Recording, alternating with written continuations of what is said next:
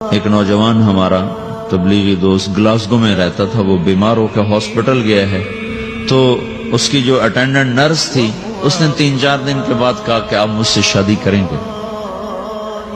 اس نے کہا میں مسلمان ہوں، تم کرسچن ہو؟ کہا میں مسلمان ہو جاؤں گی، اگر آپ شادی کر دو تو میں مسلمان ہوتا۔ اس نے کہا تم کس وجہ سے مجھے یہ پیشکش کر دو؟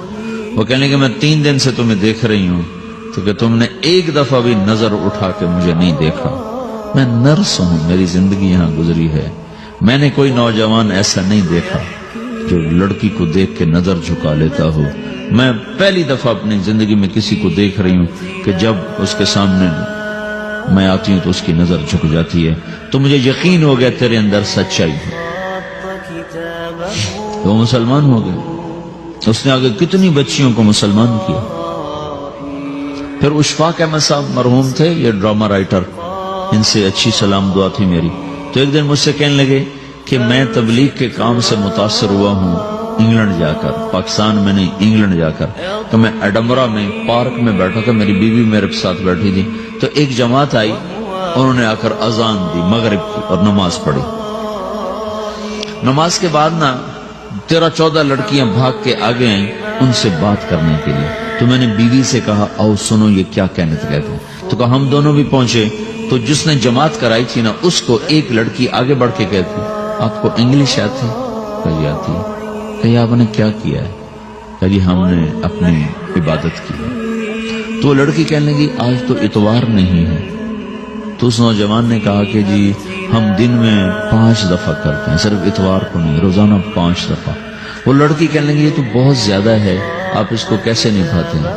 تو اس نے اس کو جواب دیا، 2-3 سوال اس نے اور کیے، جواب دیا، تو کہنے لگی اچھا بہت مہربانی، اس نے سے ہاتھ بڑھایا آگے ملانے کے لیے نا، تو وہ نوجوان کہنے لگا میں آپ سے معافی چاہتا ہوں، میں آپ کو ہاتھ نہیں ملا سکتا۔ تو اس لڑکی نے کہا کیوں؟ کہ یہ ہاتھ میری بیوی کی امانت ہے اور کسی کو نہیں لگ سکتا۔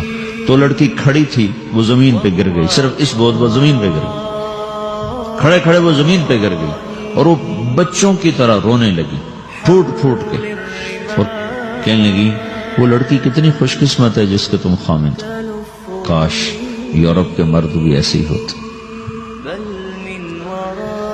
جس رب نے نفسیات بنائی ہے وہ اگر کوئی عورت کپڑے اتار دے تو اس کی نفسیات بدل جاتی، چاہے وہ مغرب میں پیدا ہو چاہے وہ مشرق میں پیدا ہو، عورت کی نفسیاتی حیا ہے اور وفا ہے، کسی وفادار کی تلاش ہے، تو وہ اس کو پتہ بھی نہیں ہے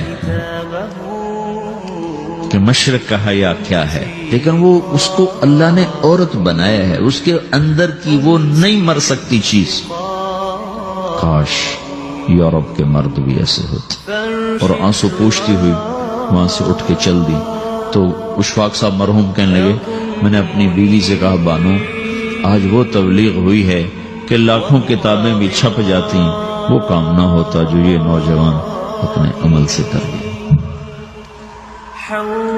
تو میرے عزیزو کٹی پتنگ نہ بنو، اپنی کٹی پتنگ کی منزل کوئی نہیں رہتی، اللہ اس کے رسول کے ہاتھ میں اپنے ڈور دے کے چلو، اللہ اس کے رسول کی غلامی میں اپنے آپ کو چلاؤ تو اللہ تمہیں بھاگ لگائے، عزت بھی دے گا، اپنی منمانی میں کوئی راحت نہیں، اللہ کی قسم کوئی راحت نہیں۔ 6 بر اعظم پھر کے تمہیں بتا رہا ہوں کہ جو اپنی ترتیبوں پر چلنے والوں کے دکھ آپ لوگ اندازہ نہیں لگا سکتے۔ چلنا ہے تو اللہ اس کے رسول کی زندگی کو اپنا کے چلو، اللہ تمہاری دنیا بھی سکھ والی بنائے گا، آخرت بھی سکھ چین والی بنائے گا، لیکن یہ سیکھنا پڑے گا، سیکھنا پڑے گا۔ تبلیغ اس کو سیکھنے کی محنت ہے اور اس کو آگے پہنچانے کی محنت ہے۔ تو یہ عمر ہے، اس وقت ساری دنیا اسلام کے لیے تیار ہے، چونکہ نظریاتی طور پر دنیا شکست کھا چکی، کسی کے پاس کچھ نہیں،